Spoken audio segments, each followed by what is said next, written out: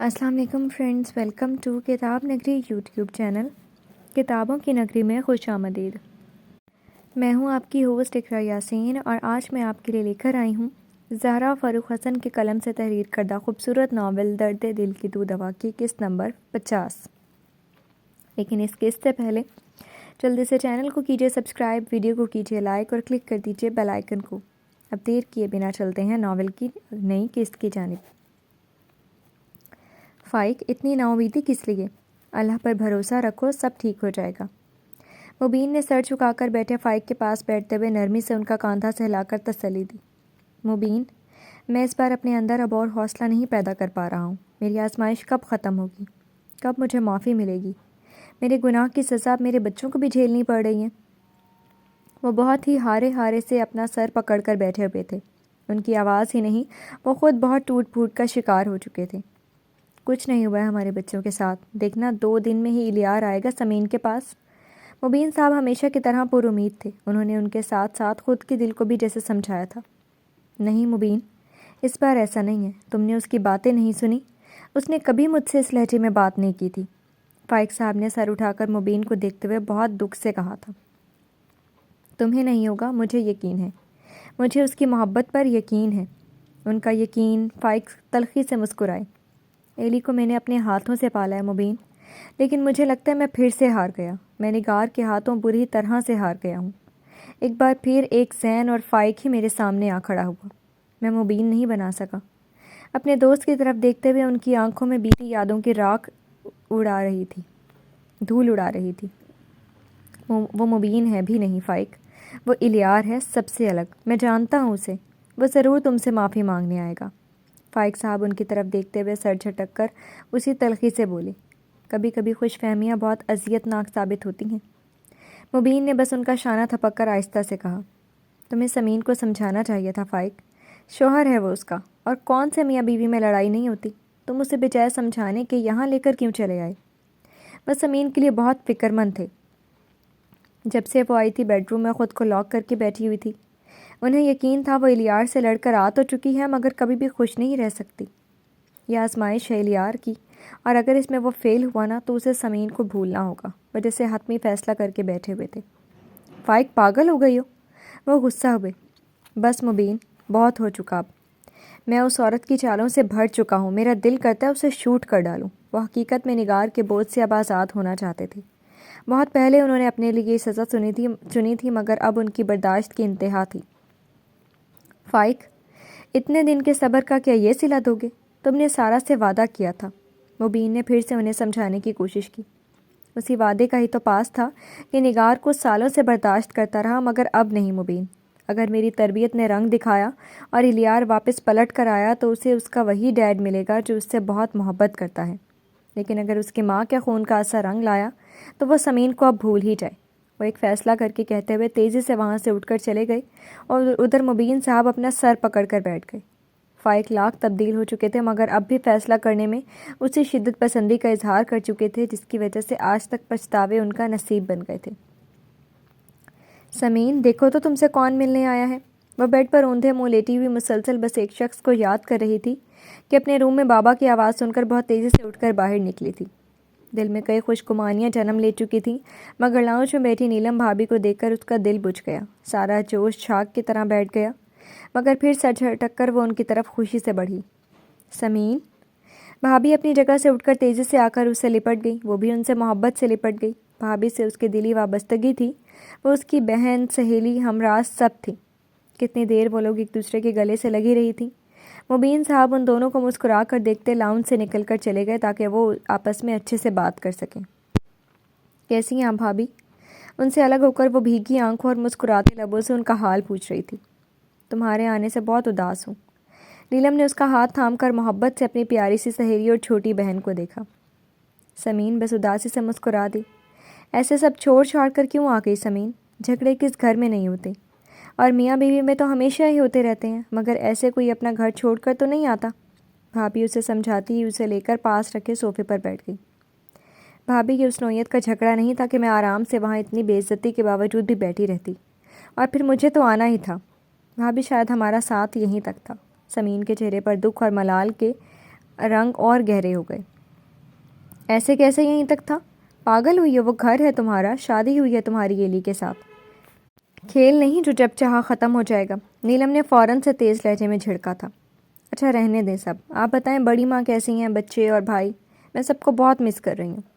سمین نے موضوع ہی بدل دیا، یہ موضوع بس دل توڑنے کی ہی کام کرتا ہے۔ اپنا چہرہ بشاش بنا کر اس نے شوق سے پوچھا، سب خیریت سے ہیں اور تمہیں بہت زیادہ یاد کر رہے ہیں؟ بچے چاچی کے بنا اداس ہیں، بڑی ماں دن رات تمہارا ذکر کرتی ہیں۔ ثاقب کو اب گھر میں کچھ اچھا ہی نہیں لگتا، بس بزنس میں گم ہے۔ بھابھی اس کا ہاتھ تھامے ہوئے بہت سنجیدہ تھی۔ سمین نے سر جھکا لیا۔ اور تمہارا دیوانہ عاشق باتیں تک کرنا بھول چکا ہے، بس آتا ہے اور روم میں بند ہو جاتا ہے۔ سمین، الیار کی حالت ہم سب میں سے کسی سے بھی دیکھی نہیں جا رہی، پلیز چلو اپنے گھر چلو، وہ دیوانہ ہے تمہارے بغیر نہیں رہ سکتا وہ۔ بھابھی کی بات پر اس کی آنکھوں سے ایک دم آنسو لڑکے تھے۔ خود پر لگائے گئے سارے ضبط کے پہرے ٹوٹ گئے، وہ بے آواز بری طرح سے روئی تھی۔ انہوں نے ایک دم سے اسے گلے سے لگا لیا۔ بھابھی میں کیسے جاؤں، اس گھر میں جاؤں جب وہ خود مجھے رکھنا نہیں چاہتا؟ مجھے اس کی محبت پر کبھی بھی شک نہیں، مگر جو محبت آپ کو تحفظ کا احساس نہ دے سکے، معتبر نہ کر سکے، وہ کس کام کی؟ ان کے گلے سے لگی وہ روتے روتے بولی جا رہی تھی۔ بھابھی آپ نے اس دن اس کے انداز نہیں دیکھی، اس نے صرف میری نہیں اس انسان کی محبت کو بھی پامال کر دیا جس نے اپنی پوری زندگی اس کے لیے برباد کر دی۔ وہ ہمیشہ اپنی ممی کے لیے مجھے ڈیگریڈ کرتا رہے گا، کبھی ان کے آگے میرا ہاتھ تھام کر نہیں کہہ سکتا کہ ہاں آپ غلط ہیں اور سمین صحیح۔ اسے دکھائی نہیں دیتا کہ اس کی ممی نے کون کون سے گیم کھیلے ہیں؟ وہ ہمیشہ سے ہماری محبت کی دشمن ہے، وہ کبھی نہیں سمجھ سکتا، کبھی نہیں۔ وہ روتی جا رہی تھی اور الیار کے لیے اس کے ہونٹوں پر بس شکوے ہی شکوے تھے۔ بھابھی نے ایک گہری سانس لے کر اسے اپنے مقابل میں کر دیا۔ سمین، یہ جو ساس والا رشتہ ہے نا، اس میں ہمیں ذرا سی گنجائش چھوڑنی چاہیے۔ شوہر کتنا بھی آپ سے محبت کرتا ہو، وہ کھلم کھلا آپ کے سامنے اپنی ماں کو برا بھلا نہیں کہہ سکتا۔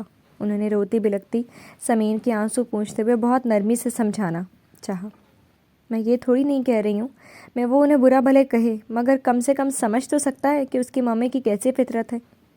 سمین نے ان کا چہرہ دیکھا، نیلم ہولے سے مسکرائی تھی۔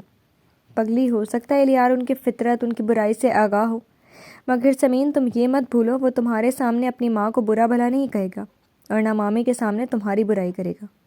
تم نے کبھی سنا ہے کہ اس نے تمہاری برائی کی ہو؟ بلکہ ہمیشہ تمہارا دفاع ہی کیا ہے۔ اس بار سمین نے برا سا منہ بنایا۔ اچھا، اس دن تو کیسے ان کے ہی سامنے کہہ دیا تھا میری خیریت کی اسے ضرورت نہیں، میں بے حس ہوں۔ نیلم نے سر تعصب سے ہلا کر اس کی شکایت سنی۔ اور تم نے بھی تو پورا منہ کھول کر کہہ دیا تھا کہ تم ان کی خیریت پوچھنے نہیں آئی تھی، میں زبردستی لائی تھی۔ سمین اس بار لاجواب ہوئی تھی، سر بھی جھک گیا۔ سمین، لاکھ وہ بری سہی، مگر اس وقت تمہارا یہ کہنا ضروری تھا۔ کیا تھا جو تم اپنا منہ بند رکھتی؟ تم جانتی ہو الیار اپنی ممی کے لیے بہت حساس ہے اور تم اس کی جان ہو، مگر تم نے بجائے اس کا دل رکھنے کے اور کام خراب کر دیا۔ اگر بجائے اس کے دھڑ سے جواب دیتی، ذرا سا تحمل کر کے ان کا حال پوچھ لیتی، تو الیار کا مان بھی رہ جاتا نا مامی کے سامنے۔ نیلم بڑی بہنوں کی طرح اسے سمجھا رہی تھی۔ سمین چپ چاپ اپنی انگلی مروڑتی سوچ رہی تھی کہ اگر بھابھی کو تھپڑ والی بات بتا دی تو بھابھی تو اسے ایک تھپڑ ہی لگا دینا۔ بھابھی میں چائے لے کر آتی ہوں آپ کے لیے۔ گھبرا کر اس نے فوراً انہیں کہہ کر اٹھنا چاہا۔ نیلم سمجھ گئی فی الحال وہ اس موضوع سے بچ رہی تھی۔ نہیں تم بیٹھو، کتنے دنوں سے بچے تم سے ملنے کے لیے کہہ رہے تھے۔ چاچی کے بغیر اداس ہو گئی ہیں وہ۔ مسکرا کر اسے دیکھا۔ میں بھی بہت اداس ہوں، آپ بچوں کو لے آتی نا۔ سمین واقعی ان کے لیے اداس ہو رہی تھی۔ لے آتی کیا، بچے آتے ہی ہوں گے۔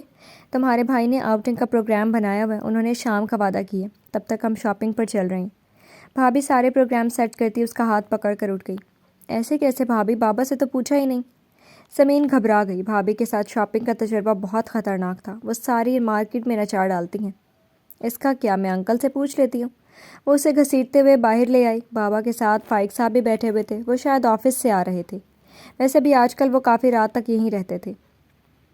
انکل میں لے جاؤں سمین کو شاپنگ پر؟ پھر وہاں سے ثاقب نے آؤٹنگ کا پروگرام بنایا ہے، بچے چاچی سے ملنے کے لیے تڑپ رہے ہیں، میں رات تک پہنچا دوں گی اسے۔ بھابھی ایک سانس میں ساری بات کرتی دونوں بزرگ ہستیوں کو دیکھ رہی تھی۔ فائق صاحب نے ایک نظر نیلم پھر سمین کو دیکھا۔ ہاں ہاں کیوں نہیں، لے جاؤ، اس کا بھی دل بہل جائے گا۔ مبین صاحب نے فوراً اجازت دے دی۔ چلو مل گئی اجازت، وہ اس کا ہاتھ گھسیٹ کر بولی۔ چینج تو کرنے دے مجھے، سمین نے منمنا کر ان سے کہا۔ کوئی نہیں، بس سیدھے سے چلو۔ وہ اسے گھسیٹ گھساٹ کے لے گئی تھی جہاں گیٹ پر ڈرائیور سمیت کار کھڑی تھی۔ نیلم سمین کو الیار سے ملوانے لے جا رہی ہے۔ فائق گیٹ پر نظر رکھے ہوئے ان دونوں کو جاتے دیکھ رہے تھے۔ ہونٹوں پر بہت مدھم سی مگر اب مطمئن سی مسکراہٹ تھی۔ اچھا، دماغ درست ہو گیا صاحبزادے کے ساتھ ساتھ ان کے ڈیڈ کا بھی۔ مبین ان کو دیکھ کر ہنسے تھے۔ انہوں نے ایک نگاہ ان کی شوخی پر دیکھ کر بس سر جھٹکا تھا۔ مبین، مجھے لگتا ہے الیار نے یہ سب جان بوجھ کر کیا ہے۔ فائق صاحب پھر سے مبین کو دیکھ کر سنجیدگی سے بولے۔ مگر کیوں؟ پتہ نہیں، شاید اسے سب معلوم ہو گیا ہے۔ نہیں مبین، جس طرح ہم نے اور نگار نے ساری حقیقت کو بدل ڈالا ہے، ہمارے علاوہ کوئی نہیں جانتا ماضی میں کیا ہوا تھا۔ فائق صاحب سگریٹ نکال کر لائٹر سے جلاتے ہوئے اب بہت ہی پرسکون تھے۔ الیار کیسے مان گئے ایک دم سے؟ مبین صاحب بھی ویسے ہی مطمئن نظر آ رہے تھے جیسے فائق صاحب اب ہو چکے تھے۔ شاید اسے اپنی غلطی کا احساس ہو گیا۔ یہ تو میں مانتا ہوں سمین کے بنا الیار نہیں رہ سکتا، اور یہ بھی جانتا ہوں وہ نگار پر بہت اعتماد کرتا ہے۔ وہ گہرے گہرے کش لیتے ہوئے اپنے سینے میں بھری کڑواہٹ کو باہر نکال رہے تھے۔ چھوڑو، اچھا ہے نا، ہماری بیٹی کو ایلی منا لیں تو وہ خوش ہو جائے۔ اس کی اداس شکل مجھ سے دیکھی نہیں جا رہی تھی۔ مبین کی آواز میں سمین کے لیے محبت ہی محبت تھی۔ ادھر الیار کا بھی یہی حال ہے، مسکرانا تک بھولا ہوا ہے۔ اسے بہت جلد ہی اپنی غلطی کا احساس ہو گیا۔ یہ میرے لیے باعث خوشی ہے۔ وہ ہلکے سے مسکرائے۔ فائق، نگار کا کیا کرنا ہے؟ کیا ساری زندگی سمین اور الیار کی زندگی میں ایسی اس کی مداخلت ہوتی رہے گی؟ مبین نے اس بار انہیں تصویر کا دوسرا رخ بھی دکھایا۔ وہ نفسیاتی مریض ہے مبین۔ وہ نفرت اور حسد کی بیماری میں مبتلا ہے۔ جس دن بھی اسے پتہ چلا نا، وہ خون خوار ہو جائے گی۔ نوشی اس پر پھر سے حاوی ہو جائے گی۔ فائق صاحب کی پیشانی پر بھی تفکر کی لکیریں پڑ گئی۔ سارا کی پوری زندگی تباہ کرنے کے بعد بھی اسے چین نہیں۔ مبین صاحب نفرت سے بولے تو وہ اداسی سے مسکرائے۔ وہ سارا کی نہیں، نوشی کی دشمن ہے، اور سمین میں وہ نوشی کو دیکھتی ہے۔ کبھی کبھی مجھے لگتا ہے سارا نے غلط فیصلہ کیا تھا۔ اسے نگار کے بیٹے سے ہماری بیٹی کو نہیں باندھنا چاہیے تھا۔ اپنے دل میں چھپے سوال کو وہ فائق صاحب کے سامنے ظاہر کر بیٹھے۔ سارا جانتی تھی نگار کی ہار اس کا بیٹا ہے۔ ان کے سینے کی گھٹن پھر سے بڑھنا شروع ہو چکی تھی۔ کبھی کبھی سوچتا ہوں فائق کیسے تقدیر نے ہم تینوں کو ایک ہی ڈور سے باندھ دیا ہے۔ کرسی کی پشت سے ٹیک لگا کر مبین پرانی یادوں میں کھوئے ہوئے تھے۔ مبین، تم تو سرخرو ہو مگر ہم۔ مبین نے چونک کر فائق کا دھواں دھواں ہوتا چہرہ دیکھا، پھر فوراً خود کو سنبھال کر خوش دلی سے کہا، خیر جانے دو، جو ہوا سو ہوا، اب بس ہماری بیٹی خوش رہے، ہمیں کچھ اور نہیں چاہیے۔ مجھے یقین ہے واپسی میں الیار اس کے ساتھ ہوگا۔ فائق صاحب بہت سکون سے بول کر مبین کو دیکھ کر مسکرائے۔ وہ بھی مسکرا کر انہیں دوسری باتوں میں لگا کر فی الحال کے لیے سب بھلا دیا تھا۔ جی فرینڈز، کیسی لگی آپ کو آج کی قسط؟ امید ہے آپ کو پسند آئی ہوگی۔ کمنٹ سیکشن میں اپنی رائے کا اظہار ضرور کیجیے گا۔ پھر حاضر ہوں گے نئی قسط کے ساتھ، تب تک